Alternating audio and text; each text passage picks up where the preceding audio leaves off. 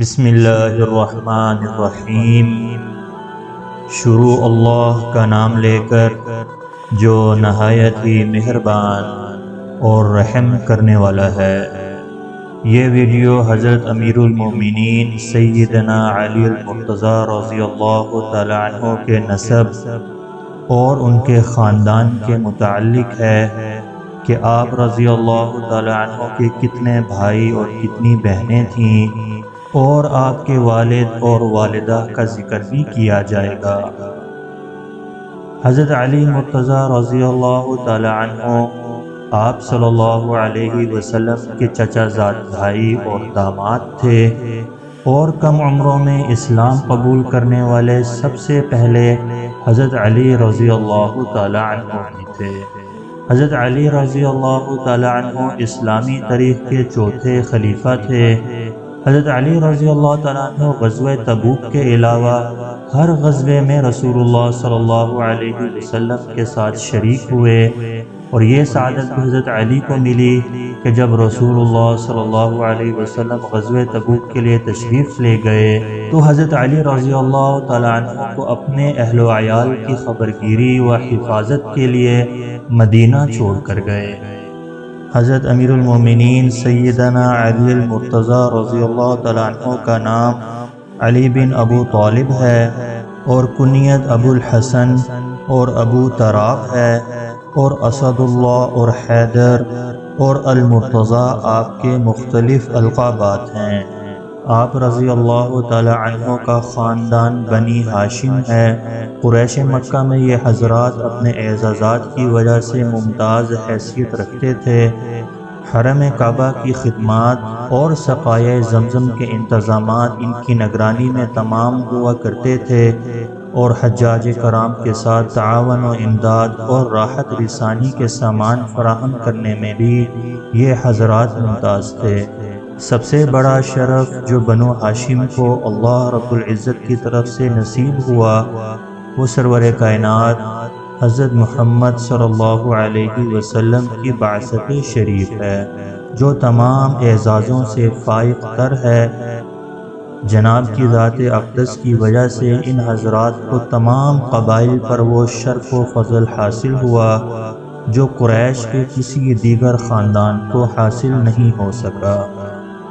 حضرت علی المرتضیٰ رضی اللہ تعالی عنہ کے والد کا نام ابو طالب عبد مناف ہے، اور بعض میں عمران بھی لکھا ہے، لیکن آپ کی کنیت ابو طالب کے ساتھ ہی مشہور ہے۔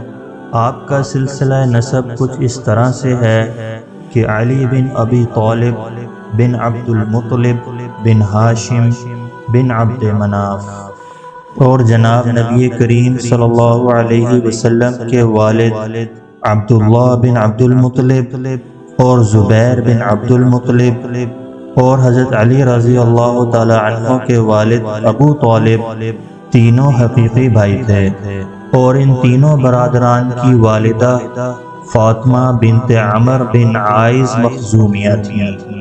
علماء کرام نے لکھا ہے کہ حضور پاک صلی اللہ علیہ وسلم کے چچا ابو طالب جو کہ حضرت علی رضی اللہ تعالی عنہ کے والد ہیں، وہ عمر میں آپ صلی اللہ علیہ وسلم سے تقریباً 35 سال بڑے تھے، اور جب ان کے والد عبد المطلب کا انتقال ہوا تو اس وقت انہوں نے ابو طالب کو اپنے پوتے نبی کریم صلی اللہ علیہ وسلم کی کفالت کی وصیت بھی فرمائی تھی۔ اسی بنا پر نبی کریم صلی اللہ علیہ وسلم کے چچا جان حضرت ابو طالب جو کہ حضرت علی رضی اللہ تعالی عنہ کے والد ہیں، وہ آپ صلی اللہ علیہ وسلم کی نگہداشت کرتے رہے، اور مشکل مراحل میں ان کا تعاون آپ صلی اللہ علیہ وسلم کے ساتھ رہا، اور قریشی مکہ کے مظالم کے مواقع میں بھی آپ صلی اللہ علیہ وسلم کی پشت پناہی کرتے رہے، اور قوم کی ایذا رسانی کی صورت میں آپ مدافعت بھی کرتے تھے۔ ابو طالب کی زندگی میں جن مقامات میں آپ صلی اللہ علیہ وسلم کو کفار کی طرف سے مصائب پیش آئے، ان کے دفاع میں ابو طالب نے دست تعاون دراز رکھا اور آپ کی حمایت کرتے رہے۔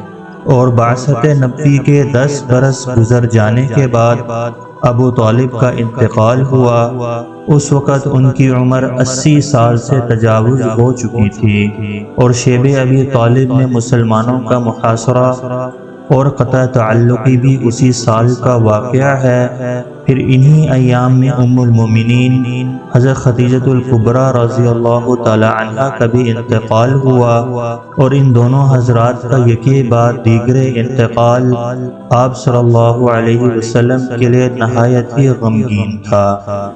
اس بنا پر اس سال کو عام الحزن کے نام سے بھی یاد کیا جاتا ہے، اور یہ دو صدمات اور واقعات مدینہ منورہ کی ہجرت سے 3 برس قبل پیش آئے۔ حضرت علی المرتضیٰ رضی اللہ تعالی عنہ کے والد کے ذکر کے ساتھ ساتھ آئیے ان کی والدہ کا ذکر بھی کرتے ہیں کہ حضرت علی رضی اللہ تعالی عنہ کی والدہ محترمہ کا اسم گرامی فاطمہ بنت اسد بن ہاشم بن عبد مناف ہے۔ یہ پہلی ہاشمیہ خاتون ہیں جن کی شادی ایک ہاشمی بزرگ سے ہوئی۔ آپ فاطمہ رضی اللہ تعالی عنہ مشرق با اسلام ہوئی۔ آپ نے اسلام قبول کیا اور مدینے کی طرف ہجرت کا شرف بھی حاصل کیا، اور آپ نے مدینہ طیبہ میں ہی وفات پائی۔ اور جب آپ رضی اللہ تعالی عنہ کا انتقال ہوا تو اس موقع پر سردار کونین حضرت محمد صلی اللہ علیہ وسلم نے ان کے کفن و دفن کے انتظامات فرمائے، اور اپنا قمیض مبارک بھی ان کے کفن میں شامل فرمایا، اور قبر کے تیار ہونے پر پہلے خود اس میں داخل ہوئے، اسے متبرک فرمایا اور ان کے لیے دعائے مغفرت بھی فرمائی۔ اس موقع پر حضور پاک صلی اللہ علیہ وسلم نے اپنی چچی حضرت فاطمہ بنت اسد رضی اللہ تعالیٰ عنہ کی عزت افزائی فرمائی، اور قدردانی کا اظہار کرتے ہوئے فرمایا کہ ابو طالب کے بعد میری نگہداشت اور ضروریات پورا کرنے میں ان کی بہت بڑی خدمات ہیں، اور میں نے ان کے حق میں اللہ کریم سے دعا کی ہے کہ ان پر قبر کے شدائد آسان ہوں۔ صاحب تاریخ الخمیس نے لکھا ہے کہ فاطمہ بنت اسد رضی اللہ تعالی عنہ کا انتقال سن 4 ہجری میں مدینہ طیبہ میں ہوا۔ حضرت علی المرتضیٰ رضی اللہ تعالی عنہ کے 4 بھائی تھے، یعنی ابو طالب کے 4 فرزند تھے۔ ان میں سب سے بڑا بیٹا طالب تھا، اس کے بعد عقیل، اس کے بعد جعفر، اور سب سے چھوٹے فرزند علی المرتضیٰ رضی اللہ تعالی عنہ ہیں۔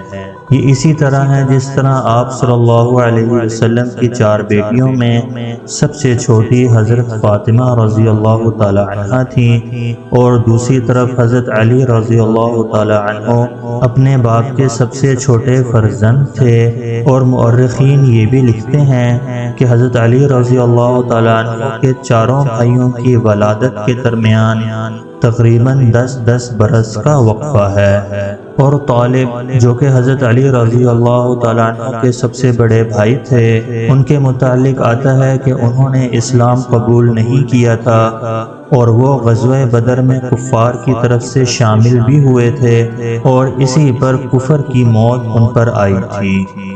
عقیل، باقی 3 بھائیوں میں عقیل سب سے بڑے تھے، ان کی کنیت ابو یزید ہے۔ عقیل، جعفر اور علی المرتضیٰ رضی اللہ تعالی عنہ ان تینوں حضرات کی والدہ فاطمہ بنت اسد بن ہاشم بن عبد مناف ہیں، جن کا ذکر ہم پہلے کر چکے ہیں۔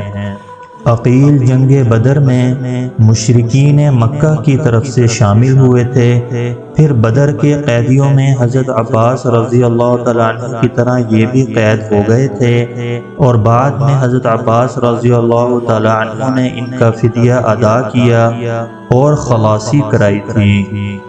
بعض علماء کے نزدیک آپ صلح حدیبیہ کے بعد اسلام میں داخل ہوئے، اور یہ بھی تذکرہ نویس لکھتے ہیں کہ فتح مکہ سے قبل آپ اسلام لے آئے تھے اور غزوہ موتہ میں بھی شریک ہوئے تھے۔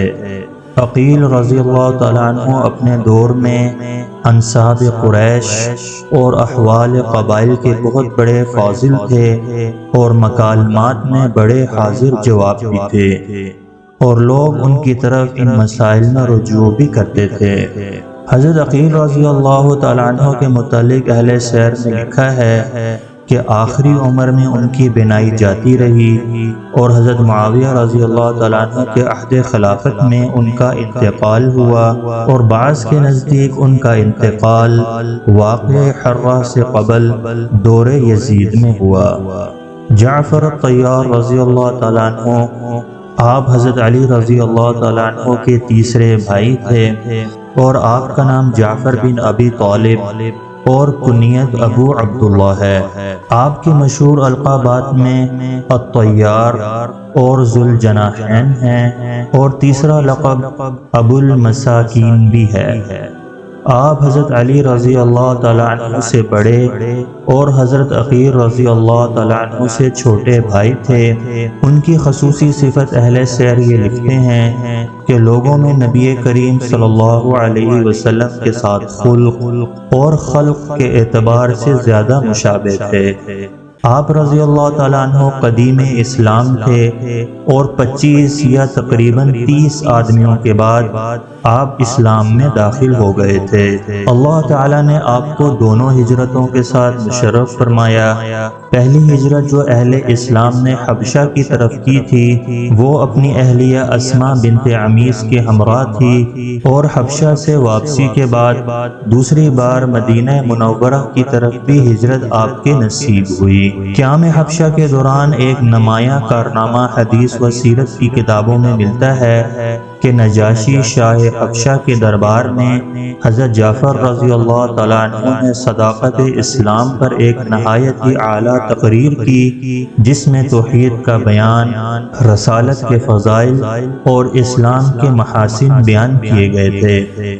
حضرت جعفر رضی اللہ تعالیٰ عنہ کی شہادت غزوہ موتہ میں ہوئی۔ غزوہ موتہ جمادی الاول سن 8 ہجری میں پیش آیا تھا۔ اس غزوے میں بڑے بڑے اکابر صحابہ کرام رضی اللہ عنہ شامل ہوئے، اور آپ صلی اللہ علیہ وسلم نے امیر زید بن حارثہ رضی اللہ تعالیٰ عنہ کو بنایا تھا، اور فرمایا تھا کہ اگر یہ شہید ہو جائیں تو اس کے بعد جعفر بن ابی طالب رضی اللہ تعالیٰ عنہ امیر ہوں گے، اور اگر جعفر رضی اللہ تعالیٰ عنہ بھی شہید ہو جائیں تو اس کے بعد عبداللہ بن رواحہ رضی اللہ تعالیٰ عنہ امیر لشکر ہوں گے۔ اس غزوے میں ان حضرات کو شہادت نصیب ہوئی۔ ان کے بعد حضرت خالد بن ولید رضی اللہ تعالیٰ عنہ نے مسلمانوں کی کمان سنبھالی۔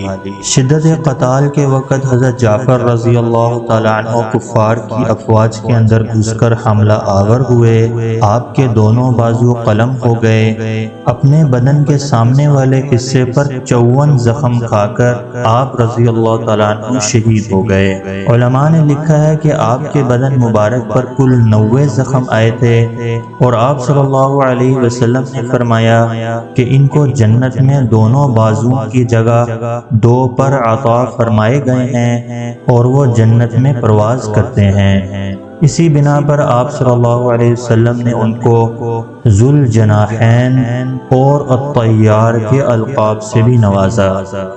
ان حضرات کی شہادت کی اطلاع آپ صلی اللہ علیہ وسلم نے مسجد نبوی میں صحابہ کرام کو بیان فرمائی۔ پھر آپ صلی اللہ علیہ وسلم حضرت جعفر رضی اللہ تعالی عنہ کے گھر اسماء بنت عمیس رضی اللہ عنہ کے پاس تشریف لے گئے، اور اطلاع شہادت کے بعد ان کے اہل و عیال کو صبر کی تلقین فرمائی۔ حضرت جعفر طیار رضی اللہ تعالیٰ عنہ کی عمر شہادت کے وقت ایک قول کے مطابق 41 سال کی تھی۔ حضرت علی رضی اللہ تعالیٰ عنہ کے 3 بھائیوں کے ذکر کے ساتھ ساتھ آپ کی 2 بہنوں کا ذکر بھی کرتے چلیں کہ آپ رضی اللہ تعالیٰ عنہ کی 2 حقیقی بہنیں ام ہانی اور جمانہ ہیں، اور ان کی والدہ محترمہ بھی حضرت فاطمہ بنت اسد بن ہاشم بن عبد مناف ہیں۔ ام ہانی ابو طالب کی لڑکی ہیں اور حضرت علی رضی اللہ تعالیٰ عنہ کی سکی بہن ہیں، اور آپ کی والدہ بھی فاطمہ بنت اسد ہیں۔ یہ ہجرت مدینہ نہ کر سکی تھیں، فتح مکہ کے موقع پر ہی آپ مسلمان ہو گئی تھیں۔ ام ہانی ان کی کنیت ہے اور ان کا نام فاختہ بنت ابی طالب تھا، اور بعض علماء نے ان کا نام ہند بن ابی طالب بھی لکھا۔ ام ہانی رضی اللہ تعالی عنہ کی شادی حبیرہ بن ابی وہب بن عمرو مخزومی سے ہوئی اور اس سے اولاد بھی ہوئی۔ یہ شخص اسلام نہیں لایا تھا اور فتح مکہ کے موقع پر نجران کی طرف بھاگ گیا تھا، اور اس کی موت شرک اور کفر پر واقع ہوئی۔ حضرت ام ہانی رضی اللہ تعالی عنہ کے متعلق علماء نے ذکر کیا ہے کہ جب فتح مکہ ہوا تو اس موقع پر ام ہانی کے خاوند کے 2 رشتہ داروں کو کفر کی بنا پر حضرت علی رضی اللہ تعالی عنہ نے قتل کا ارادہ فرمایا۔ اس پر ام ہانی آپ صلی اللہ علیہ وسلم کی خدمت میں حاضر ہوئیں کہ علی المرتضیٰ رضی اللہ تعالیٰ عنہ میرے خاوند کے رشتہ داروں کو جو بنی مخزوم سے ہیں قتل کرنے کا ارادہ رکھتے ہیں، اور میں نے ان کو امان دی ہے۔ تو جواب میں حضور اقدس صلی اللہ علیہ وسلم نے ارشاد فرمایا، ہم نے اسے امان دی جسے تو نے امان دی۔ ام ہانی رضی اللہ تعالی عنہ کی یہ گزارش منظور فرماتے ہوئے آپ صلی اللہ علیہ وسلم نے ان لوگوں کو پناہ اور امان دے دی۔ جمانہ بنت ابی طالب، یہ بھی حضرت علی المرتضیٰ رضی اللہ تعالیٰ عنہ کی حقیقی ہمشیرہ ہیں، اور ان کا نکاح ابو سفیان بن حارث بن عبد المطلب کے ساتھ ہوا اور اولاد بھی ہوئی۔ ابو سفیان بن حارث فتح مکہ کے موقع پر مسلمان ہوئے تھے۔ جمانہ بنت ابی طالب کا اسلام لانا اور ہجرت کرنا بعض علماء نے ذکر بھی کیا ہے، لیکن بیشتر علماء نے اس کی تائید نہیں کی۔